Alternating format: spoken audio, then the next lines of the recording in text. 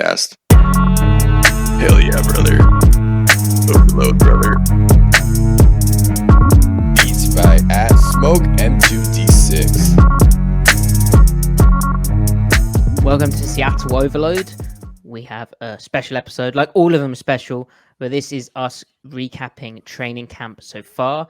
Obviously, you know, us being virtual, watching the YouTube stream like degenerates, we're in the best position, much better position than beat reporters who are actually on the field and there, or even fans who are in attendance. We're in the best position to analyze the storylines emerging so far. We're going to do that through the scope of positional battles.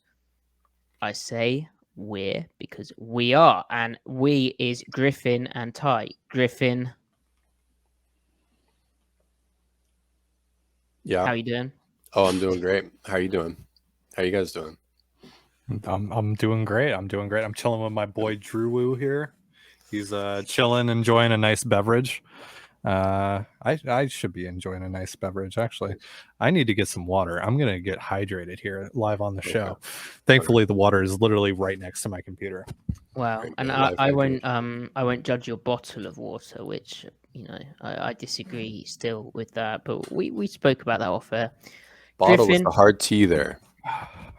Notice that. All right. As opposed to like a D sound, because we just say bottle. We don't say bottle. I need to counter with the Geno Smith background, don't I? Yeah, you do. Yeah, I'll invest in that. Look into that, and then we'll see where we're at next week. If you're not watching on YouTube, this is what you're missing out on to absolute child neglecting Jacob Eason. Disgraceful. There is a quarterback battle going on. Well, that's where you step in. Yeah. Griff gets a Geno one. You get a Jacob Eason one. Yeah. Or Jimmy. Everyone's getting equal representation. Mm-hmm. Okay, well, that's great. There is a quarterback battle going on. And does it matter? There's reports coming out that, Geno's had the last 2 days have been tough for him, that he's thrown a pick or four maybe. Griffin, do you think this matters? It's just too early.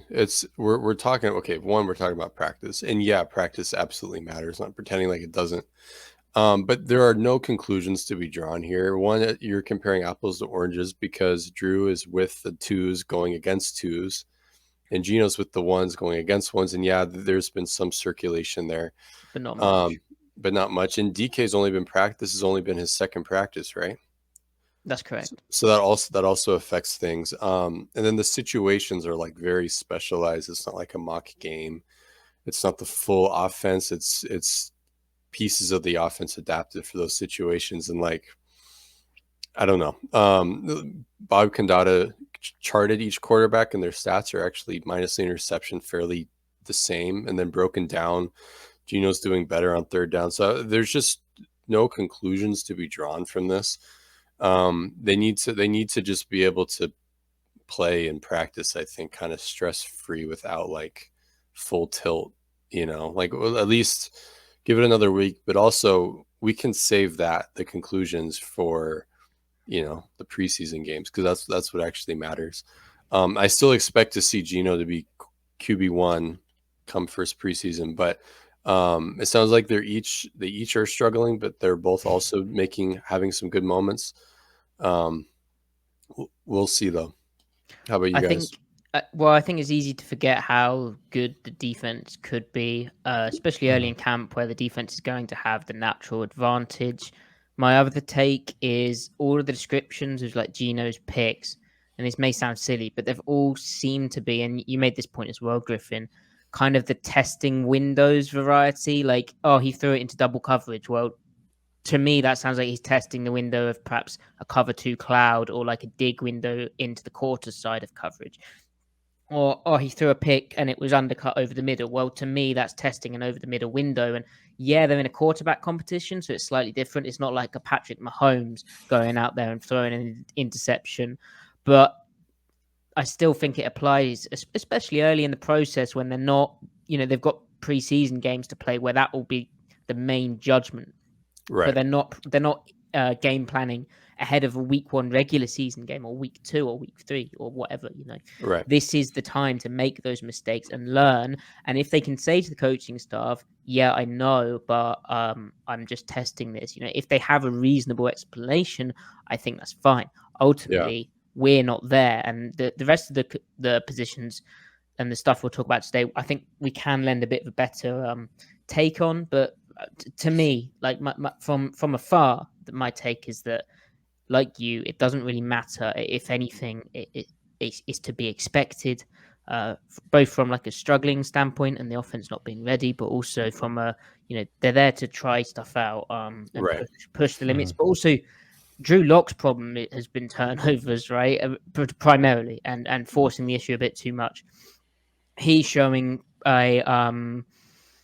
he's showing perhaps more restraint, whereas Geno's coming out and he is probably trying to show how his command of the offense. And well, if this is removed by this, I can access my backside dig, I can access my tertiary deal. So sure, yeah, and like this offense is not going to be good if they can't, or it's not even going to be functional if they can't hit on some of those routes. And I'm sure the types of routes where the interceptions are coming, so they have to be able to kind of break themselves into it. And it's not just the quarterbacks, it's also the receivers and everyone else involved, because this isn't just the entire offense schematically is going to be very different than it was last year. So it's the offense getting used to itself in terms of playbook, and then the players getting used to the timing and rhythm with each other, the choreography of it, and just everyone getting on the same page. Whereas the defense, they were one of the best defenses last year in defending dig routes. So the defense is ahead in terms of what they're actually doing, what the offense is doing, what the defense is doing. So and now that said, the defense is probably, I don't know if we can say it's more talented than the offense overall. Obviously, quarterback makes a huge difference. But the defense just has a lot more going for it right now out of the gate.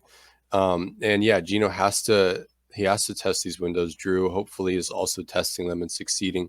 Then the other thing is, this is all secondhand, and it's hard to, I mean, the beat reporters are reporting on everything, but it's hard to digest what's happening when you're seeing it live. Sure. Whereas when you're watching tape, you can rewind 1,000 times. There's just a lot going on here. So yeah, we have to take it all with a grain of salt. Good stuff is good stuff. Bad stuff is still bad stuff, but we have to just remember the broader context. So let's just get to the preseason game before we fret or anoint or do anything really. And also, wouldn't you be more concerned if you heard that the defense was getting torn apart right now? Like, that would be kind of a bad sign, considering that, obviously, there's this narrative that the defense is undergoing so much change, and it is a little bit, but it's, it's more just leaning into the stuff that it was doing last year. Whereas the offense, as you said, Griff, it's likely going to be changing drastically. So they're a little bit more behind on stuff than the defense, I would say. And so also, I don't really have any concern over Geno throwing a pick or not. Like, track record, like him in this offense should not turn over the ball as much as Drew Lock, if we're just going off a track record. Let's just see it play out, though. Let's just see it play out, during the preseason. I don't care what happens on August 1st or July 31st. I really don't. Yeah. If we're just using, obviously, Geno Smith threw a lot of interceptions when he was a 24-year-old in New York, but going off of last year, again, only 3.5 games sample, but he only threw one interceptable pass the whole time. And it was batted down. The actual interception doesn't, I mean, Tyler Lockett tripped over the middle. So, it was the correct read. It was just unfortunate. Yeah. So I don't really have any gargantuan concerns with Geno there. Yeah, we just have to get to the games and then we'll see.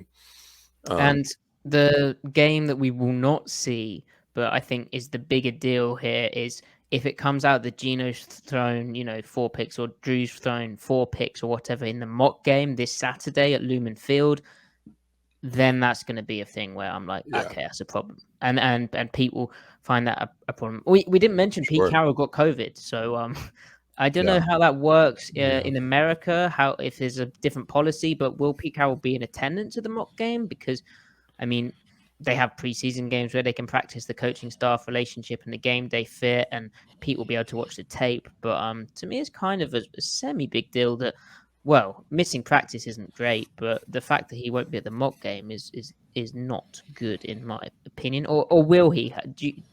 If he when can he test out? How does it work in America? I think it's 5 days, right? I think it's 5 days from the day that you test at this point. Interesting. Yeah. Do you have to get a negative test though? Mm-hmm. Is that what starts the clock on the 5 days? So he may not be back for. Well, he tested positive on the Monday, right? And the game's on the Saturday, so that is technically 5 days, no? Yeah. Well, if he might be able to be up in the booth. You know. Yeah, just have him the Hugh Freeze without the hospital bed, but have him in an isolated. Right. Yeah. No. Socially distance. Yeah. Hospital bed. Yeah. Even handcuff him to it. Yeah. Yeah. Pete is like the anti Hugh Freeze. We won't be able to see that except for clandestine recordings that get posted to Twitter taken down. But we will get a box score though. Well, no, your point on they're not clandestine. They're excellent, and they should be encouraged. There's no risk to recording the game and uploading them. As far as I'm aware, I mean, you may lose your Seahawks season tickets or whatever, but if you might can, just get an angry tweet or DM from Lumen Field or a phone call. But if you can, please do take pictures pre-snap and note down the things we spoke about last podcast. And I mean, you've got a camera, you got a phone which can video stuff. There's a lot of different like clothing items that you can buy now that like hide phones, surveillance stuff, like synchronize it to Twitch, and live stream it. Twitch, somebody's screen cap the live stream. Make sure you have a buddy who's in the end zone or like facing the end zone, so we can get the end zone footage as well. Film the down and distance marker before the snap as well. So we just need all of that. Let us know. Let us know your spying techniques down in the comments. And okay. All right. Now it's time to get into our top 5 spying techniques. Yeah. Griff, you first. Baseball caps.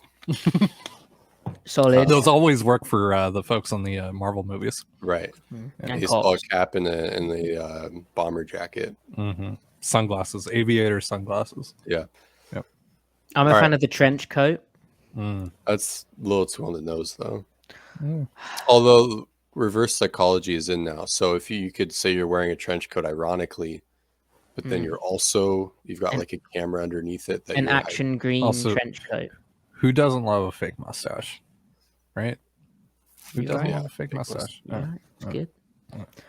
I'll tell you who doesn't have a fake mustache. All of the 3 right tackles that are defining the right tackle battle between Jake Curhan, Abraham Lucas, and Stone Forsyth. Interesting. There's a lot going on there. I think Jake Curhan does have. Jake Curhan has facial hair, so not fake. That's right. Fake. Yeah. It's not fake. Not fake facial, real facial. So it sounds like Jake Curhan has been with the ones, and then Forsyth has sprinkled in some, and then at 1 and 2, and then Abe Lucas, the draft pick, has been with the 2s and I guess the 3s. I heard Lucas sprinkled with the 1s as well. Oh, okay. It makes sense. I mean, they have to all get reps just for communication, if anything. I don't know how we're supposed to tell right now who could possibly be leading that. I did read that Tyreek Smith, or was it Taylor? I don't even remember. One of them gave Curhan trouble, and one of them gave Forsyth trouble at the left and right side, I think, because Forsyth is still technically the second left tackle, so he's getting some reps in there. Not with the 1s, though, I would imagine. No. But that isolated isn't good for either of them, but then that doesn't highlight their good moments either. The edges are allowed to bull rush now, I think. So today was the first day of pads in bunny ears, quotation marks, whatever, because it was only upper pads, so like shells. There wasn't lowers on, but Yeah, that they haven't been allowed to bull rush before today because of the lack of pads. But that whole unlocking the speed to power element must be a bit startling. I'd imagine it would take a tackle a bit of a while to sort of acclimatize back to that. Yeah. Understandably, Um, the defense has the advantage in that respect, I'd say. Sure. In preseason, watching their play, especially in gun, will be important because gun now, they're pass protecting in a state where the ends know they're pretty much going to be passing because they're not gun running as much. They're going to be a 2-point stance more often. It's just more pure pass situations. So it's just going to be straight up be it's your talent versus their talent, your technique versus theirs. So that will be really important to watch. Obviously, under center protection matters to hold up for Yeah. So the, it's interesting, like, play action protection, but one's just more of a pure drop back scenario now than it's ever been for Seattle's tackles. So watching yeah, them in those scenarios will be important. yeah, it's interesting if if you were asked to tier the sort of what's most important, right, to a tackle now in the 2022 offense, like what can they not be really bad at? Like, I'd argue that the drop back pass protection, like the 7-step drop, 5-step drop, pure drop back, right, which is going to be, I mean, as part of the under center offense, but the 7 steps stuff, I don't think we'll see much of. And then in the gun, like deeper dropbacks from the gun aren't really gonna exist that often, right? And so therefore you can say that pure pass protection really isn't that important for the right tackle. Really, the big thing will be, are they able to seal an end or like a tight on the inside shoulder of them defensive linemen on when they're running zone away, and then are they able to kick out end man on line of scrimmage when they're running zone in their direction, and that's big. And then what follows from that is the play action pass protection and the movements and the selling of that without getting beat. So I don't know if you agree with what I'm saying there, but in my opinion, those things are much more important than the pure pass pro. Really, I think if their pure pass pro is kind of patchy, Seattle will kind of live with it. But they have to be able to move people, displace people, both running to and away, and then they have to be able to hold up in the play action game, be more proficient in that, because that's what they're going to be doing much more of, right? Right. I mean, obviously, it goes without saying, all of it's important. But I think back to what I was saying about the gun is that at the very least, the most situational stress is going to be put on them than it's ever been put on them before. Just because Yeah, the that's a good defensive, I point. mean, they're just not going to have run reads. I And mean, they might here and there. they'll probably resort more to gun as well, as you're saying, but they'll probably resort more to gun in the pure, like the third and long, Right. But then you can argue perhaps that's when they just check to a draw because they get a light box, or they throw a perimeter screen where the pass pro is not that strenuous. Right. So I mean, yeah, we can break that down. If the Jags game is any indication of what the Rams did with Goff is any indication, and now with Stafford, because they run a little bit more in gun with Stafford than they did with Goff, just a touch. It's 1st and 10 gun. They're probably passing the ball like 80+% of the time. 2nd and long, 2nd and medium, they're passing the ball if they're in gun. It's 2nd and short, 3rd and short, and they're in gun.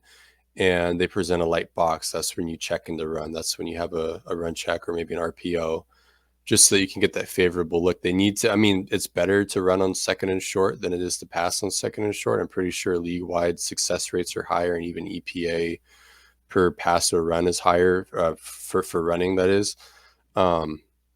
So you have to be able to run there. But if they present like a really favorable pass look on 2nd and short and they crowd the box, then okay, pass it. You just need to be able to have that balance or that flexibility in those situations. But otherwise, it's 2nd and 5. They're passing the ball. If it's 1st and 10, they are passing the ball. So, yeah, like we're probably not going to see 5-step drops from gun, but we'll probably see 3-step drops from gun, which means 5-step concept. Whereas, a 5-step drop from gun means 7-step concept. But we're going to be seeing a lot of gun 3 drops, and that's where the quarterback is capping depth about 7-8 yards. That's that area where the elite edge rushers can flatten and corner on guys, corner and then flatten or bend to it. So that's where like Jake Curhan, he starts to lose the corner last year as a rookie at about 8-9 yards, occasionally 7-8, but with a quarterback that is in tune with their tackle, they have chemistry with each other. You can live with that so long as it's consistent. That was something that Russ was doing well toward the very end of last year. Like the last 3 games, he was helping Jake out. He was helping Jake help Russ, help Jake help Russ, right? It becomes a positive feedback loop. So Geno, he's the guy that he's pretty religious about capping his depth and not drifting backward in the pocket. When he takes sacks, it's very different circumstances. But his pocket behavior, it's easier on tackles on average than other types of quarterbacks. He even consistently moves up. He looks to move up. He moves up. He takes sacks when the concept is defeated, or if, say, he missed a guy and he's trying to extend the play, but it's after he exhausts the structure of the play. Whereas Drew will try to create a little bit, sometimes earlier, sometimes not. Although Drew doesn't get sacked a whole lot, but it's because he's actually athletic enough to make play extension happen. And his height, it just lends itself toward being able to throw a ball over a rusher in his face, and arm strength as well to fire it over a guy. But so yeah, Jake, you can kind of see his potential is what it is, but if he can get his clean version for his style, play cleanly at his max operating level, he can be okay. And that means you're also getting his last year, which was elite run blocking at right tackle. But so to contrast him with Stone and Lucas, well, Forsyth is a good athlete, not great. I think you'd call Lucas a great athlete. But Lucas is great. Stone is good. But then Stone has tremendous length, and he's like he's a religious technician. So that's what he's got going for him. Whereas Lucas is a little bit more raw with the technique, but he's got an up on both of them in terms of athleticism. Then the other advantage that Lucas has is that he's more of a pure right tackle, whereas Forsyth is more of a switch hitter. He's more pure left, but right tackle is a little more natural for him. He's done a little bit of it in college, but he's seen better off the left side. So you can kind of see, and then obviously Curran has the continuity and the incumbency. So each one has an advantage over the other. So it's going to be really interesting to watch play out through camp and then the preseason games, because it really feels like they have an equal share in terms of who could win, equal % chance. I loved I've mentioned it before, but the way Curhan was able to seal guys on the backside of like mid zone, like a seal of 4-eye, and just get Wash for the cutback for Penny to hit was impressive one on one. He can move people. They were averaging 7 yards a carry somehow. And Penny deserves all the credit, but it's not the running back can't do that alone. The work of that right side getting Wash of or Posick, but then also Gabe Jackson and Curhan really, right. and Disley, but that's big, and that'll be Lucas's biggest coming out. I wasn't that keen on Lucas in terms of his physicality, but then he didn't really get the opportunities necessarily to show that. But I think his pad level probably needs work coming off the ball, run blocking wise. Forsyth's had a year to learn that. Even he's coming from a probably worse position in terms of run blocking, but he's had a year to learn that. And he does have that right tackle experience that you alluded to. Right, and he's like a sneaky one. You could see it happen.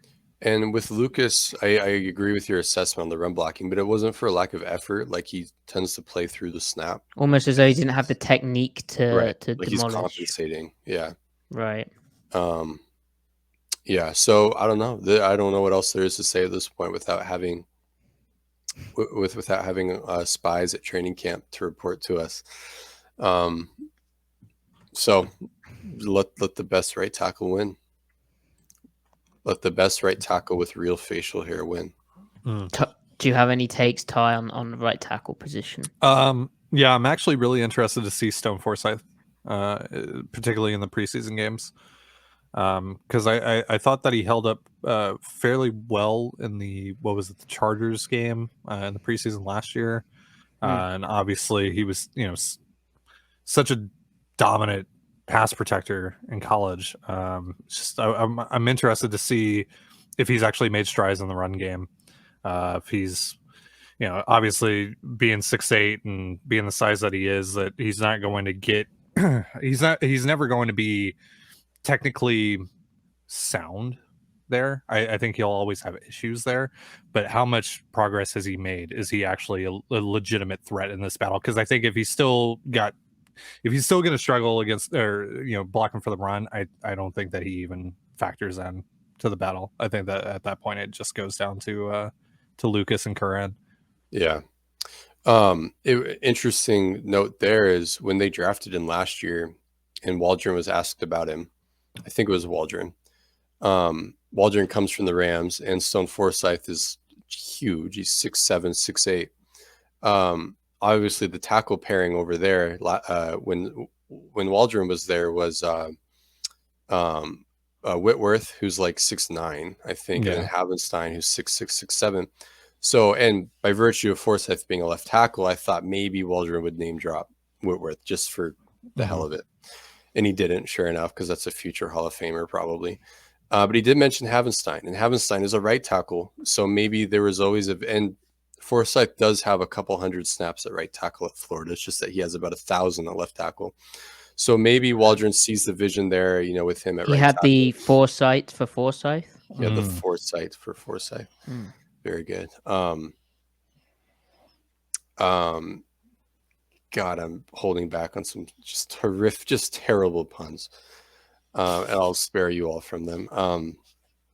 Anyway, so yeah, that's an interesting tidbit with him at good recollection, potentially having a future at right tackle. So yeah, well, again, probably won't know till the preseason, but it sounds like Curran's holding his own so far. But that's to be expected at this stage.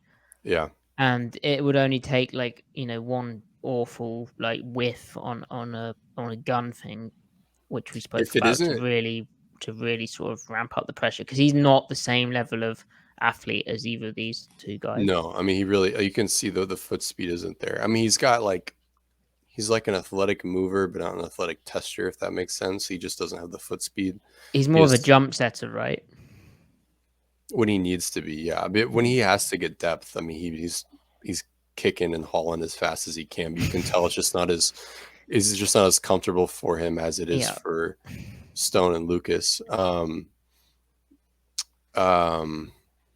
Shoot, I was going to say something, but I forgot. Okay. Well, what I haven't forgot though is that the cornerback battle is heating up.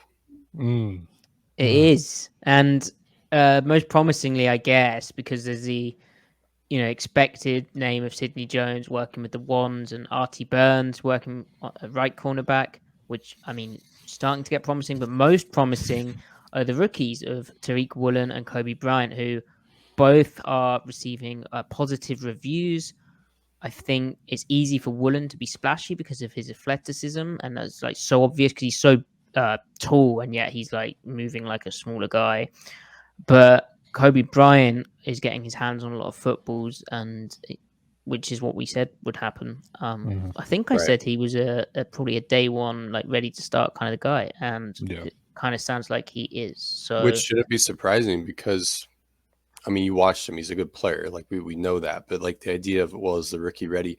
They have no qualms about starting a rookie. Just look at Trey Brown last year, right? I mean, Trey Flowers even in 2018, he came in and provided a replacement level play for a rookie who was a convert. Obviously that didn't go where they wanted it to go, but serviceable play. So if they're willing to trot Trey Flowers out there, they have no issue trotting out Kobe Bryant if push comes to shove. It's just like you said, Sidney Jones is reportedly having a great camp as the first left corner.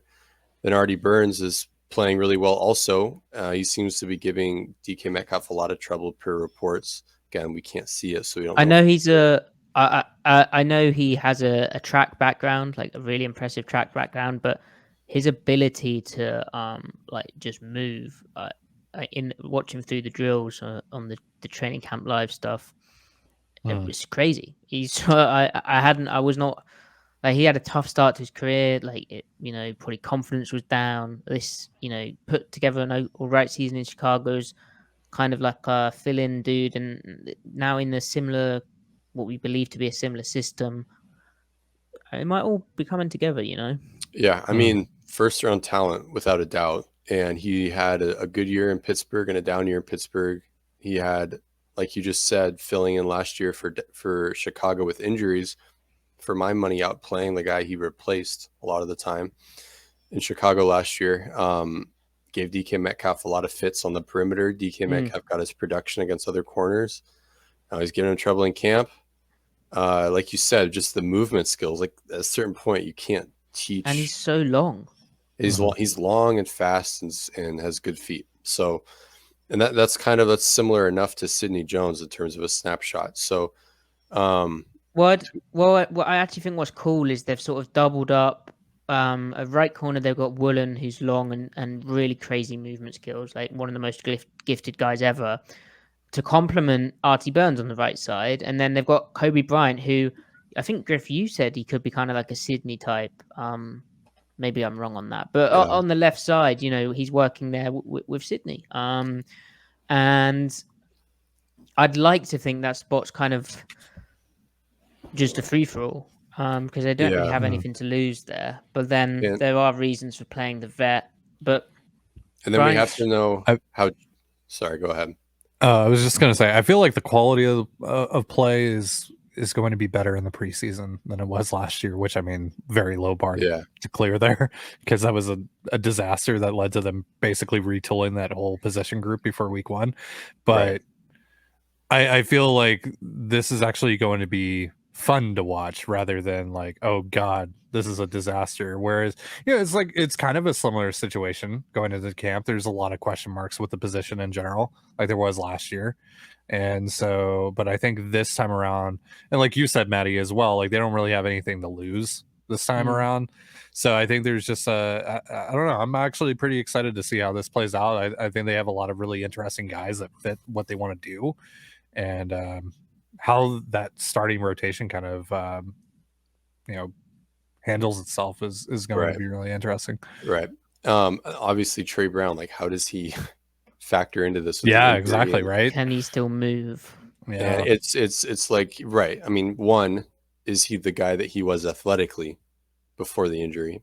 And then even assuming for the sake of discussion that he is, how do you come in and uproot both Sydney and Kobe the way that they're playing at the right side? So it's just like a big question mark. Now, the one positive is that we know the cover one package is going to maybe even double this year, going from 10 to 20+% in terms of total snaps. So that allows you to mix and match guys, anywhere and everywhere, right? You can get these guys snaps if you just want to see them, stuff like that. But I have a question for you. So both you guys, there's a clear theme of supreme length on the left side, whereas Sidney Jones isn't short. He's tall, but he's not super long. On the right, you mean? On the defensive right. Yeah. Sorry, I was thinking offensive. Yeah, defensive right, there's supreme length and height. On the right side, we've got decent. On the defensive left side, we've got decent height, but Sidney Jones is like 30, 31 inch arms, I think. Kobe Bryant is 30 inch arms, right? Mm-hmm. And then obviously Trey Brown played on the left side, and he's a rather short fella, although we love him. So as offenses, they like to, at least historically against Seattle, when they can't get anything going, they just isolate the left side, their left side, the right corner. They isolate the right corner opposite trips and just try to work one-on-one matchups. Are they really wanting, even though they love DJ Reed and he was awesome on the right side, are they really focusing and emphasizing length there to be able to, even if you're outmatched, you're still able to, your length can help negate certain things. It helps you recover on the ball. I wonder actually if, I mean, they won't do this because it's too predictable, but would you rather have the longer guy in the cloud of, like, if we're talking quarter half or half quarter, right, and rerouting in the outside underneath space of the defense and jamming guys up at the line of scrimmage or catching them 5 yards off? Or would you rather have them in press quarter where they're basically like man to man down the field, because I feel like, but with the inside help of a quarter safety, I feel like it kind of suits the smaller dudes to play in the cloud. But then think And about and length though, with those, trying to help defend the hole underneath the safety with those airy balls that get thrown over them. Like remember, exactly. So there isn't necessarily a right yeah, thing. It's kind of cool though, sort of as a conclusion to that. It's kind of cool how those styles mesh and work sure, in the scheme, along with the cover one aspect. I mean, we'll see how that plays out. right, right, But in terms of their half quarter half split field stuff, having them play on the quarter side and the cover two side really will sort of mesh and complement each other, and it adds them like not just multiplicity of calls, but like sort of a multiplicity in styles, even techniques. Like if you're a shorter guy, catching guys might suit you better, but if you're a longer guy, getting up at the line of scrimmage, like heck, bless Austin last year, he really liked playing the cover two down at the line of scrimmage, because he was a long dude. Whereas like a Trey Brown, well, he played a bit up, but like a DJ Reed, he played off and liked to catch guys. right. So Because think about relating to your comment about the cloud, and would you rather have a shorter or a longer guy there? Boot to the right is a lot more common than to the offense's right is a lot more common than boot to the left, because quarterbacks are right-handed. So they like to get the ball on the offense's left hash so that they can use the space to the field and have them rolling out to their right, so they don't have to like crank their whole body around and flip their hips to make the throw. So on that note, that means the left corner on the defense's perspective, that if they cloud half quarter, right, to that side, or if they just straight up play cover two. But anyway, having that field corner having length, there's an advantage there for like the reasons we were talking about with helping defend the hole, but then being able to jam guys, get that jam reroute like you said. So I don't know how they figure that. Just the downside we saw of it, we remember that one play where Trey Brown elevated as high as he could. He high pointed the ball on one of these plays, and he was just like an inch off.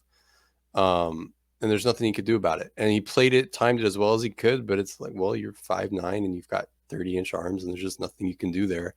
And then I think DJ Reed against the Steelers had another one on his side, on the right side, where Roethlisberger just fit the ball right over his fingertips, I think in a very similar circumstance, and he played the ball fine.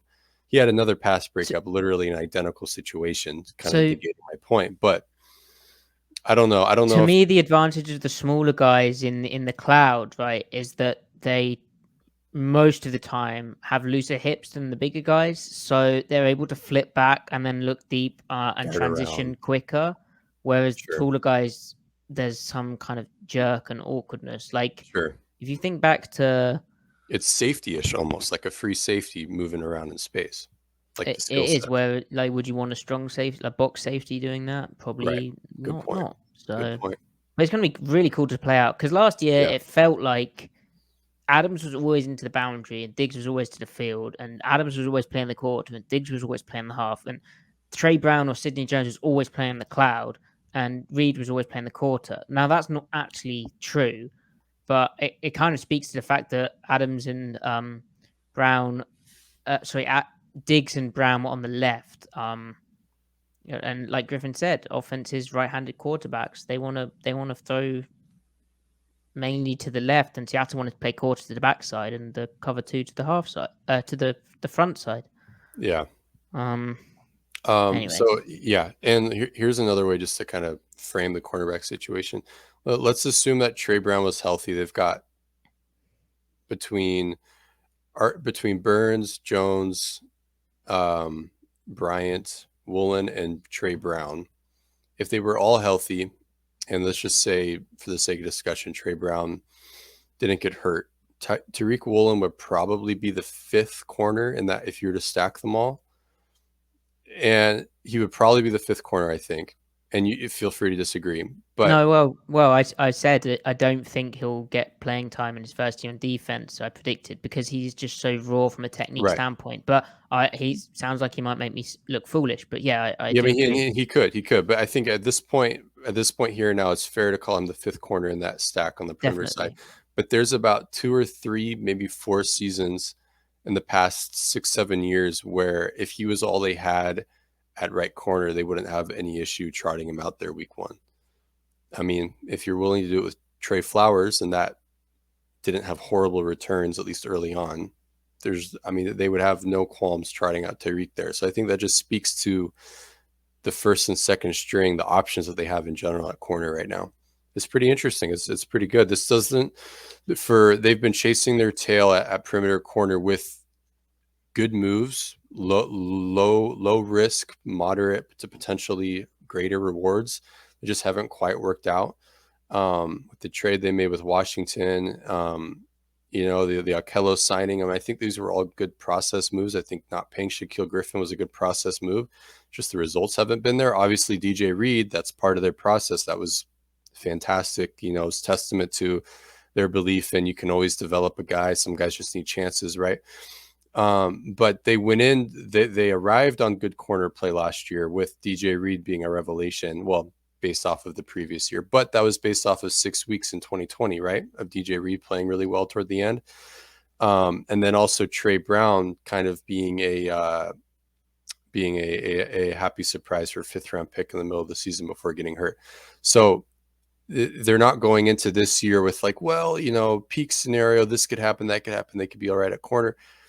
They've actually got depth. They've got veterans that could be good, but then they've also got long-term pieces that could just sit around and develop on the bench, and then also be an option long term. And then also just for year one's sake, they've got just straight up depth that they haven't had previously. So corner situation for where they're at, for not spending multiple first round picks at corner, for not going at crazy in free agency, they have pretty good options.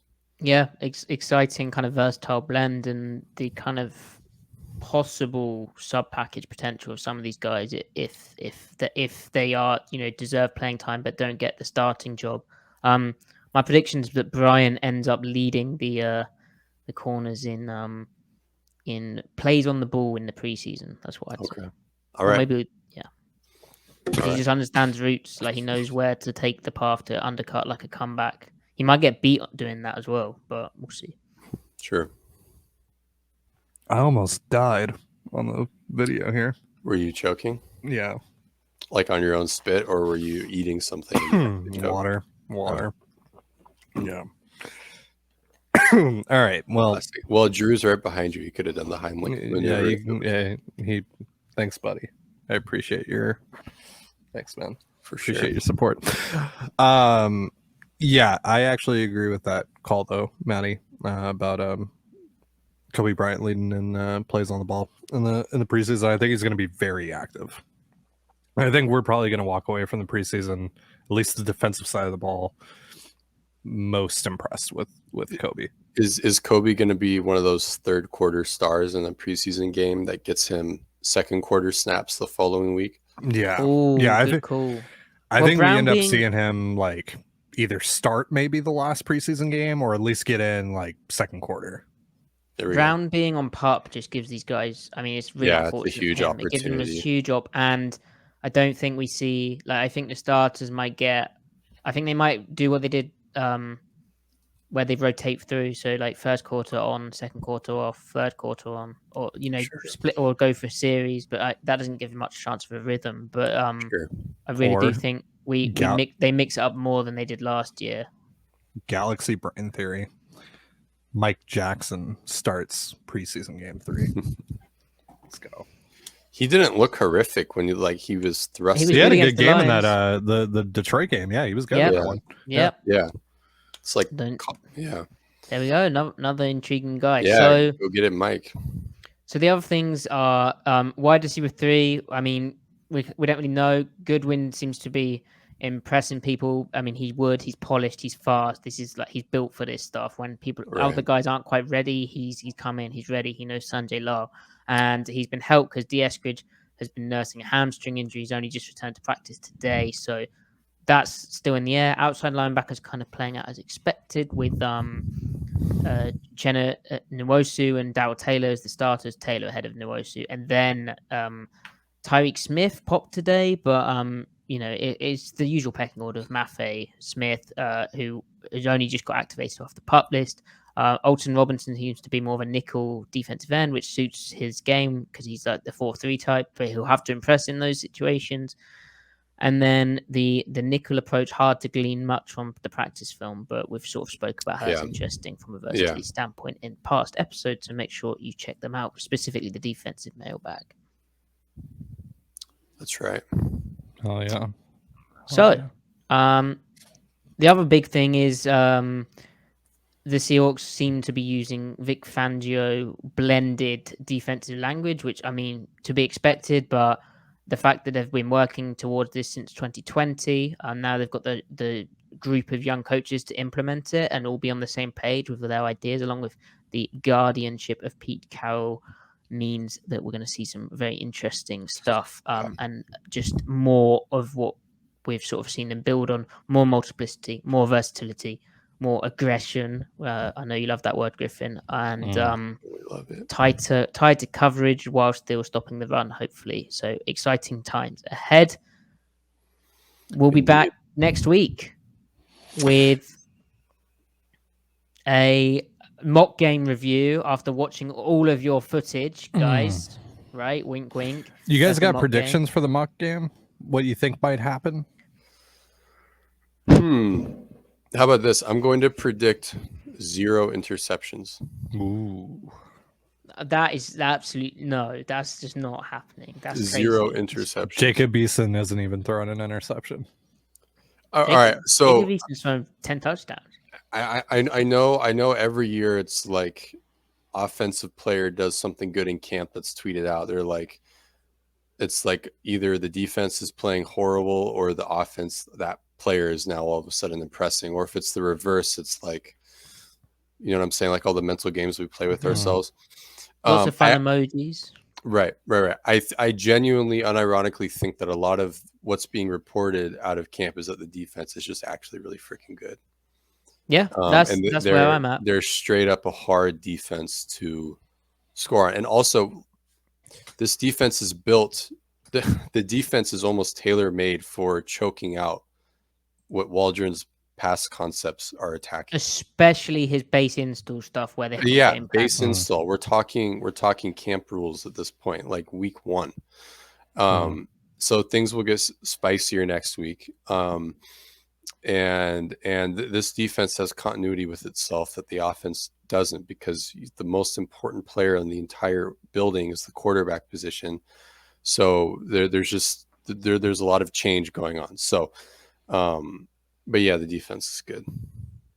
Jordan Brooks step for step with Noah Fant. He's 6'5", 240, runs a 4.4. And Jordan Brooks is tipping a ball down the seam. Are you kidding me? Well, baby. Jordan Brooks ran a 4.5 at like 240 at 6'1". That's insane density. Dense. And honestly, he plays like fast. He plays fast as hell. Pro Jordan Brooks. All pro Jordan Brooks. Pro Bowler. He on the footage playing. There you go. Playing the kind of like up and down 3 receiver hook in the middle field open stuff, but also playing a vertical hook to the slot in on the corner side. He looks so good. He looks so good, but also, given what you just said, who the hell is the Mike and who the hell is the Will? We still don't know this. Well, to me, or did you get something more? Brooks is the Mike in the fact he gets to call the plays in and call the defense. But Barton is like what we'd call a Mike, but probably is called something different in base. Then in dime, which we didn't even talk about that, but Cody's coming off the field. Is going to use that a lot, especially in the passing situations. And they're having Adams down and Neil high, which is interesting. There's pluses and minuses to that, which we spoke to before. But Kobe comes off the field. Brooks plays in the middle like a Mike. And then nickel, it was advantageous, is what we said. We don't want Brooks in the middle and Barton having to match up with a slot. It doesn't work. Yeah. So we're clever. Okay. Please keep reviewing the podcast. There's been some really nice reviews come in. Thank you very much. Very complimentary. And 5-star ones only, I should add. Like the podcast on YouTube and subscribe to my channel. Follow the podcast on Twitter. Follow everyone involved with this podcast here. Don't forget Smoke M2D6. And we appreciate you. We love you.